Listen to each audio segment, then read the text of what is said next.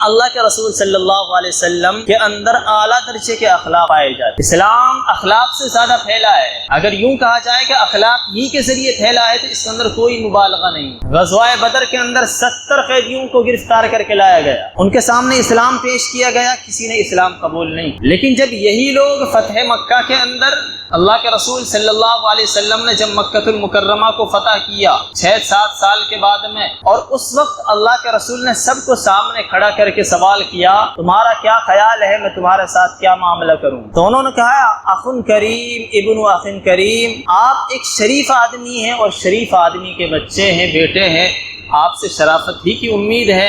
اللہ کے رسول نے فرمایا کہ اذهبوا وانتم الطلقاء، جاؤ میں نے تم سب کو معاف کر دی۔ بس یہ کہنا تھا کہ لوگ اپنے ذوق سے دھڑا دھڑ اسلام کے اندر داخل ہونے شروع ہو۔ وہی لوگ تھے کہ جو قید کر کے لائے گئے، اللہ کے رسول نے اسلام پیش کیا، حالانکہ ان کو اندیشہ تھا کہ اسلام نہ قبول کرنے کی صورت میں ہم کو قتل کیا جا سکتا ہے، لیکن انہوں نے اسلام قبول نہیں کیا۔ لیکن جب آپ نے اخلاق دکھائے اور آپ نے کہا کہ اذهبوا وانتم الطلقاء، چلے جاؤ تم آزاد ہو، تمہارے اوپر کوئی جرم نہیں ہے، میں تم سے اسی طریقے سے کہتا ہوں جیسے حضرت یوسف علیہ السلام نے اپنے بھائیوں سے کہا تھا، تو پھر دیکھا آپ نے اس کا نتیجہ کہ کچھ وقت کے بعد میں تمام کے تمام وہ لوگ اسلام کے اندر داخل ہو گئے، سب مسلمان ہو۔ تو یہ اخلاق ہے۔ ہمیشہ اللہ کے رسول صلی اللہ علیہ وسلم نے اخلاقیات پر اسی طریقے سے عمل کیا ہے۔ حالانکہ قریش مکہ کے اندر جب اللہ کے رسول کے سامنے یہ لوگ کھڑے ہوئے تھے، ان میں وہ شخص بھی تھا کہ جنہوں نے آپ کی پشت پر اونٹ کا اوجھ رکھا تھا، ان میں وہ شخص بھی تھا کہ جنہوں نے آپ کی بنت محترمہ حضرت زینب رضی اللہ تعالی عنہا کو زخمی کیا تھا، اور آپ اونٹ سے نیچے گری اور اس کی وجہ سے آپ کا حمل جو تھا وہ ساقط ہو گیا تھا، وہ شخص بھی تھا، اور کچھ دن کے بعد پھر ان کا انتقال ہو گیا تھا۔ تو ان میں ہر طرح کے لوگ موجود ہیں جنہوں نے آپ کا بائیکاٹ کیا، 3 سال تک کھانا پینا دانا سب کچھ بند کر دیا گیا، لیکن اس کے باوجود اللہ کے رسول نے سب کو معاف کر دیا۔ آپ طائف کے اندر گئے ہیں، ان کے سامنے اسلام کو پیش کیا۔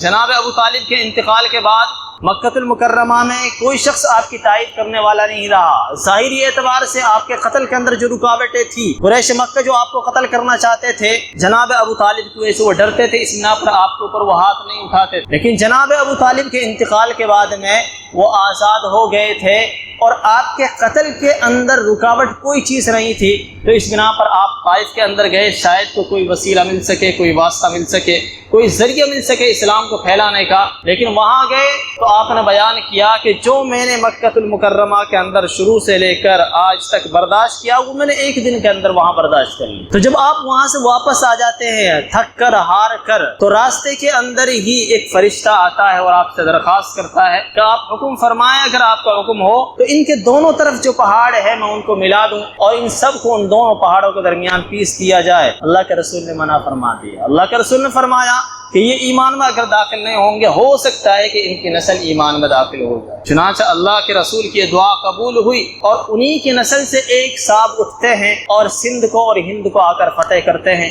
جن کو میں اور آپ محمد ابن قاسم کے نام سے جانتے ہیں۔ تو یہ اللہ کے رسول کی دعائیں۔ ایک مرتبہ آپ سفر کے اندر ہیں، آپ سوئے ہوئے ہیں، اچانک کے کافر آتا ہے اور تلوار آپ کو لگا کر کہتا ہے کہ اٹھیے، اور پھر آپ سے سوال کرتا ہے کہ تم کو میری تلوار سے کون بچائے گا؟ اللہ کے رسول اطمینان سے جواب دیتے ہیں اللہ بچائے گا۔ اور بس یہ سننا تھا کہ اچانک اس کے ہاتھ سے تلوار چھوٹتی ہے اور نیچے گرتی ہے۔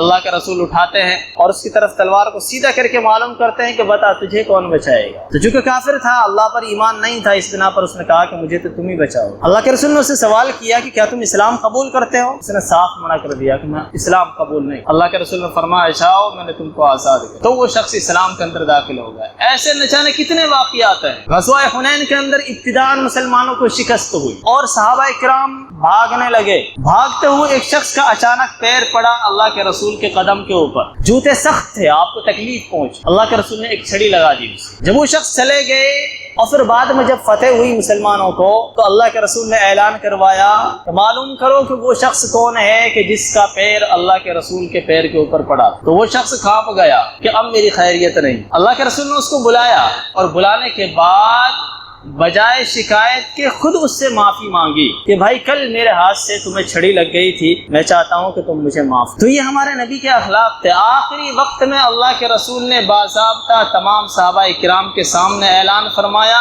اگر کسی بندے کا کوئی حق مجھ سے متعلق ہے، میرے اوپر ہے، تو وہ آئے اور اپنا حق لے لے۔ صاف اعلان فرمایا۔ غزوہ بدر کے اندر اللہ کے رسول نے جنگ کی صفیں لگوائی۔ قانون تھا اس زمانے کا کہ ایک دم صف سیدھی ہونی چاہیے، جیسے نماز کے اندر صف سیدھی ہوتی۔ اللہ کے رسول اپنے ہاتھ سے ان کو صحیح کر رہے تھے۔ ایک صحابی تھوڑے آگے نکل گئے، اللہ کے رسول نے تھوڑا اس کو یوں لگا دیا جس کی وجہ سے چھڑی اس کو چبھ گئی۔ تو اس نے کہا یا رسول اللہ، آپ نے مجھے تکلیف پہنچائی ہے، مجھے بدلہ چاہیے۔ اللہ کے رسول نے کہا کہ میں حاضر ہوں، بدلہ لے لیجیے۔ تو صحابی نے کہا نہیں، میرا پیٹ ننگا تھا، آپ بھی اپنا پیٹ ننگا۔ تو اللہ کے رسول نے جو چادر وغیرہ تھی وہ اٹھا دی اور کہا کہ میں حاضر ہوں۔ تو وہ آگے بڑے صحابی اور جا کر اللہ کے رسول سے چمٹ گئے اور آپ کے پیٹھ کا اور پیٹ کا بوسہ لیا اور کہا یا رسول اللہ، مجھے پتہ نہیں ہے کہ میں اس جنگ کے بعد زندہ رہوں گا یا میں شہید ہو جاؤں گا، میں چاہتا تھا کہ آخری وقت میں آپ سے اس طریقے سے ملوں۔